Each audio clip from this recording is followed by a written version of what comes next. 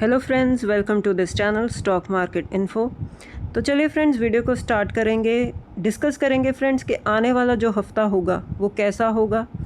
तो उसके लिए फ्रेंड्स थोड़ा सा रिकैप देख लेते हैं कि पिछला हफ़्ता जो था वो कैसा था।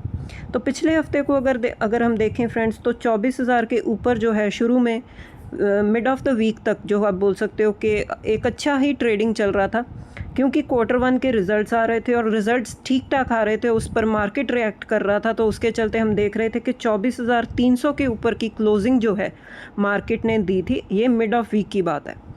लेकिन उसके बाद फ्रेंड्स अगेन जो चीज़ें ख़राब होनी शुरू हो गई मिडल ईस्ट के फ्रंट पर। और वो चीज़ें क्या हैं फ्रेंड्स, हम सबको पता है, और वो हम कब से देख ही रहे हैं कि जो एस्केलेशन हो रही है वॉर के फ्रंट पर दोनों की तरफ से, ईरान और यूएस, उसका इम्पैक्ट हमने देखा कि मार्केट पर भी आया। और उसके बाद फ्रेंड्स मार्केट ने जो है 24,000 का जो मेजर जो है बोल सकते हो स्ट्रॉन्ग सपोर्ट लेवल था वो भी तोड़ दिया और नीचे की तरफ ट्रेड होना शुरू हो गया। और लास्ट फ्राइडे की अगर बात करें, जो लास्ट ट्रेडिंग सेशन था पिछले हफ्ते का, तो उस पर अगर आप देखो तो 23,600 तक भी मार्केट ने अपना जो है लो दिखाया था। तो ये चीज़ें चल रही हैं फ्रेंड्स। उसके बाद थोड़ी सी रिकवरी भी आई, फिर 700 के ऊपर की क्लोजिंग दी। वो ठीक है, एक पॉइंट पर आके ओवरसोल्ड हो जाता है मार्केट, फिर एक वैल्यू बाइंग हो जाती है जिसमें ओवरसोल्ड शेयर्स हो जाते हैं और उसमें थोड़ी सी बाइंग होनी शुरू हो जाती है। वो मतलब वो सेपरेट बात है। लेकिन ओवरऑल हम देखें तो एक बेयरिश ट्रेंड ही चल रहा है मार्केट में, कुछ खास जो है पॉजिटिविटी नहीं है। तो अगर हम पिछला हफ्ता देखें तो कमज़ोर ही था, और टोटल जो है अगर हम नेट रिज़ल्ट देखें तो 1.75% की गिरावट ही थी पिछले 5 दिन में। अब नेक्स्ट जो है फ्रेंड्स, जो अगला हफ्ता होगा वो कैसा होगा, तो नंबर 1 चीज़ तो यही है फ्रेंड्स कि हमें क्रूड ऑयल पर फोकस रखना पड़ेगा। लास्ट फ्राइडे तक फ्रेंड्स हम देख सकते हैं कि 100 के आसपास जो है क्रूड ऑयल ट्रेड कर रहा था, लेकिन उसके बाद जो है पूरा दिन जो अमेरिकन मार्केट ओपन होती है या जो भी एक्टिविटीज़ होती हैं मिडल ईस्ट के फ्रंट पर, तो क्रूड ऑयल में थोड़ी सी गिरावट आई, 96 के आसपास ट्रेड कर रहा है। लेकिन क्रूड ऑयल फ्रेंड्स 100 पर हो, 96 पर हो, 80 पर हो, 85 पर हो, वैसे ख़राब ही बात है, क्योंकि क्रूड है वॉलेटाइल, तो एक पॉइंट पर स्टेबल नहीं है। तो जिसकी वजह से ये होता है कि मार्केट हो जाती है अनसर्टेन, क्योंकि मार्केट को चाहिए डायरेक्शन। वो डायरेक्शन अब क्रूड ऑयल ही दे सकता है। जब तक क्रूड ऑयल एक लेवल पर आकर सेटल नहीं हो जाता, और वो भी फ्रेंड्स मतलब बिलो 80 या बिलो 75, तब तक हम ये नहीं बोल सकते कि मार्केट में पॉजिटिविटी आ सकती है। तो क्रूड ऑयल सबसे पहली चीज़ होगी फ्रेंड्स जो हमारे फोकस में होनी चाहिए, क्योंकि क्रूड ऑयल को अब कौन डायरेक्शन देगा, वही ट्रंप एंड ईरान। अब वॉर के फ्रंट पर आप देख सकते हो कि क्या क्या चीज़ें चल रही हैं। जैसे कि ट्रंप ये बोल रहे हैं कि US locked and loaded as it seeks Iran talks. तो इसका मतलब क्या है, जिस पर फ्रेंड्स ईरान भी ऑब्जेक्ट करता है हमेशा, क्योंकि ईरान ये बोलता है कि ट्रंप हमेशा टॉक्स की भी बात करते हैं कि हाँ हम टॉक कर रहे हैं, हमारे में बातें चल रही हैं वॉर को लेकर या चीज़ें ठीक हो सकती हैं। दूसरी साइड पर वो अटैक्स भी करते हैं। तो ईरान भी यही ऑब्जेक्ट करता है कि ट्रंप दोनों साइड्स पर बात करते हैं, वो बातें भी कर रहे हैं वॉर को ख़त्म करने की और साथ साथ अटैक्स भी कर रहे हैं। तो ये चीज़ें क्या होती हैं फ्रेंड्स, ये कंफ्यूज करती हैं मार्केट को। अल्टीमेटली मार्केट ने तो डायरेक्शन लेनी है ना, अगर मार्केट को पॉजिटिव डायरेक्शन ना मिली तो वो नीचे की तरफ आएगा। तो ये सब चीज़ें चल रही हैं वॉर के फ्रंट पर कि वो चीज़ें एस्केलेट हो रही हैं, ठीक नहीं हो रही हैं, उल्टा बढ़ रही हैं। उसका इम्पैक्ट हम देख भी रहे हैं कि क्रूड ऑयल पर, जैसे कि सऊदी अरेबिया के टैंकर्स पर अटैक हो गया, रेड सी पर जो है अब थोड़ा सा प्रॉब्लम चल रही है कि शिप्स पर अटैक हो रहा है। तो ऑयल की सप्लाई अगर जो है डिस्टर्ब होगी तो उसका क्रूड ऑयल पर इम्पैक्ट आएगा ही आएगा, तो वो हम देख रहे हैं। तो सबसे पहले चीज़ आने वाले हफ्ते में हम यही देखेंगे, जब मंडे को भी मार्केट ओपन होगी तो आप क्रूड ऑयल को नोटिस में करके चल सकते हो। और इसका इम्पैक्ट फ्रेंड्स अकेला इंडेक्स पर नहीं आ रहा, ब्रॉडर मार्केट्स पर आ रहा है। अगर आप large cap, mid cap, small cap, nano cap, micro cap, कोई भी स्टॉक उठाकर देख लो, कोई भी सेक्टर देख लो, हर एक में गिरावट ही बनी हुई है। तो ये हम बोल सकते हैं कि ब्रॉडर मार्केट्स में एक पैनिक है और ग्लोबल मार्केट्स में भी पैनिक है। ये नहीं कि इंडियन इकोनॉमी के लिए ये खतरा है, मतलब ग्लोबल मार्केट्स भी इस पर रिएक्ट कर रही हैं। उसके बाद फ्रेंड्स हमारा इंडियन रुपी, इस पर भी फोकस रखेंगे, क्योंकि इंडियन रुपी आप देख सकते हो पिछले एक महीने में ख़राब परफॉर्मेंस रही है। जो 94 के आसपास आ गया था वो अब फिर से डेप्रीशिएट हुआ है, 96 के ऊपर चल रहा है, अपना लोएस्ट लेवल टच कर चुका है रुपी। तो वॉर का भी जो इम्पैक्ट आ रहा है करेंसी पर, उसके बाद अब इंपोर्ट भी मुश्किल है, इंपोर्ट बिल भी इंक्रीज़ हो सकता है क्योंकि ऑयल इंक्रीज़ हो रहा है, तो इसका डायरेक्ट इम्पैक्ट हम करेंसी पर देख रहे हैं। तो ऑल इन ऑल बहुत ही ख़राब चीज़ें चल रही हैं मार्केट पॉइंट ऑफ व्यू से और करेंसी पॉइंट ऑफ व्यू से, तो रुपये को भी आप फोकस में रख के चल सकते हो। नेक्स्ट है फ्रेंड्स Q1 के रिजल्ट्स। अभी तक जितने भी रिजल्ट्स आए हैं ठीक ठाक आए हैं, कुछ इतना ज़्यादा ये नहीं है कि मार्केट को सीधा भगा कर ले जाएंगे, ऐसा तो कुछ नहीं तो मार्केट में ऐसा हम रिएक्शन देखते भी, लेकिन ऑल इन ऑल ठीक रिजल्ट्स आ रहे हैं। अभी भी काफ़ी रिजल्ट्स आने बाकी हैं, हम Q1 के रिजल्ट्स को भी फोकस में रखेंगे। काफ़ी सारे रिजल्ट्स फ्रेंड्स मैं ट्राई करती हूँ कि कवर हम कर सकें, ओवरव्यू हम देख सकें रिजल्ट्स का, और आने वाले टाइम में भी कवर करते रहेंगे।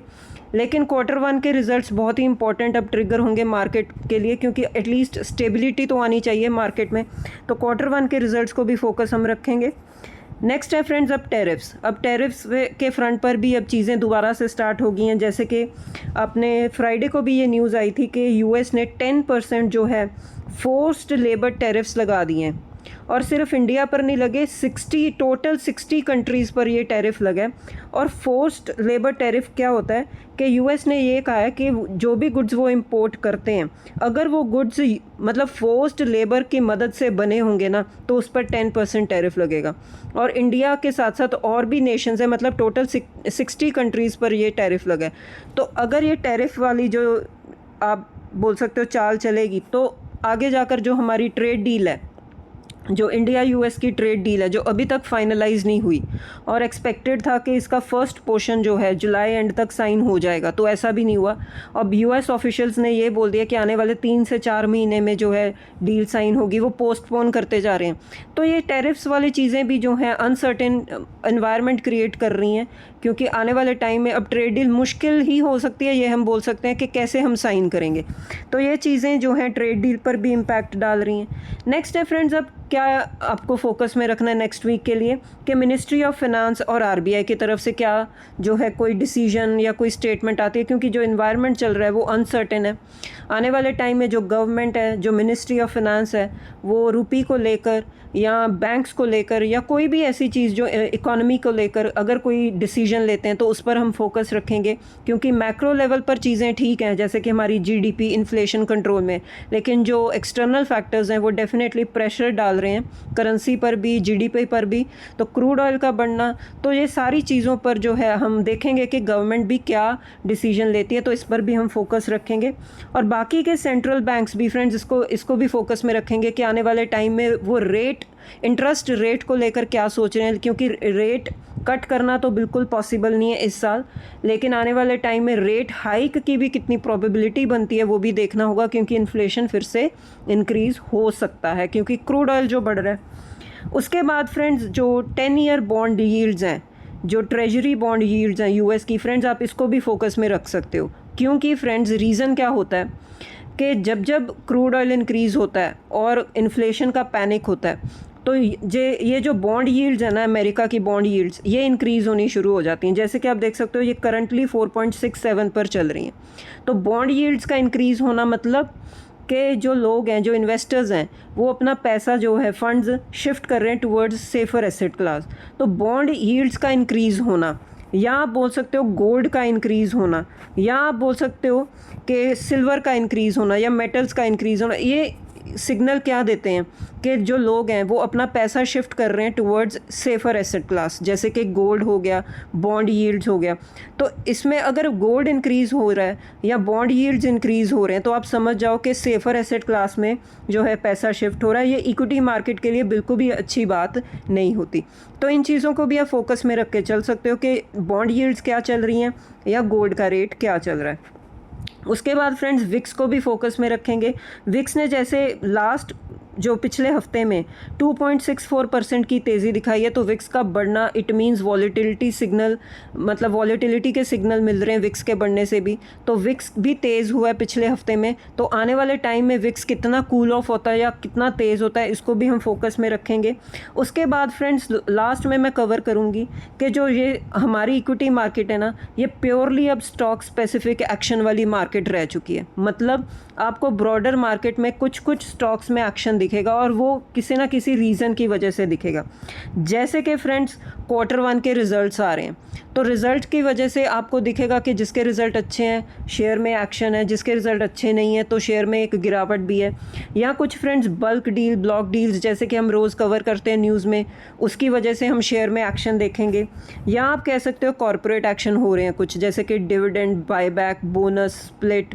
तो ये सब चीज़ें क्या है, ये स्टॉक स्पेसिफिक एक्शन क्रिएट कर रही हैं। अदरवाइज़ ब्रॉडर मार्केट में देखें हम मतलब कोई ऐसी पॉजिटिविटी नहीं है कि सारे शेयर्स चल रहे हैं, सारे स्टॉक्स चल रहे हैं। वो तो बुल रन होता है, एक बुल रन में सारे ही स्टॉक्स चलते हैं, चाहे कोई भी स्टॉक है, चाहे वो अच्छा है नहीं है, वो चलता ही चलता है। लेकिन ये जो मार्केट होती है ना फ्रेंड्स, जिसमें कंसोलिडेशन चल रहा है, काफ़ी टाइम से हम एक जोन में स्टक हुए पड़े हैं, ये स्टॉक स्पेसिफिक एक्शन वाली मार्केट होती है, जिसमें कुछ ना कुछ रीज़न बनेगा, स्टॉक में एक्शन आएगा। जैसे कि रिजल्ट्स हो गए, कॉर्पोरेट एक्शंस हो गए, ब्लॉक डील या बल्क डील्स हो गई। तो ये सब चीज़ें जो हैं क्रिएट एक एक्शन, स्पेसिफिक एक्शन क्रिएट करती हैं मार्केट में। तो अगर आप भी फ्रेंड्स इस मार्केट में टिकना चाहते हो तो आपको ये सीखना पड़ेगा कि आप कैसे स्टॉक्स को आइडेंटिफाई करो और फिर प्रॉपरली आप इन्वेस्ट करो या ट्रेड करो। तो ये कुछ चीज़ें होती हैं मार्केट में फ्रेंड्स, ये सीखने वाली होती हैं। जब बुल रन होता है तो हम कुछ नहीं सीख पाते क्योंकि सारे स्टॉक्स ही चल रहे हैं। लेकिन ये जो कंसोलिडेशन वाली मार्केट होती है, इसमें हम बहुत सारी चीज़ें सीख सकते हैं। जैसे कि कोई भी अगर रिज़ल्ट आएगा तो उसमें हम तेज़ी देखेंगे, बाकी स्टॉक्स ठंडे ही पड़े रहते हैं। तो ये कुछ चीज़ें होती हैं जिसमें हम स्टॉक मार्केट में बहुत सारी लर्निंग गेन कर सकते हैं। तो ठीक है फ्रेंड्स, ये हैं कुछ नेक्स्ट वीक के ट्रिगर्स, तो आप इनको फोकस में रख के चल सकते हो। तो ठीक है फ्रेंड्स, अब मिलते हैं नेक्स्ट वीडियो में। Till then bye bye.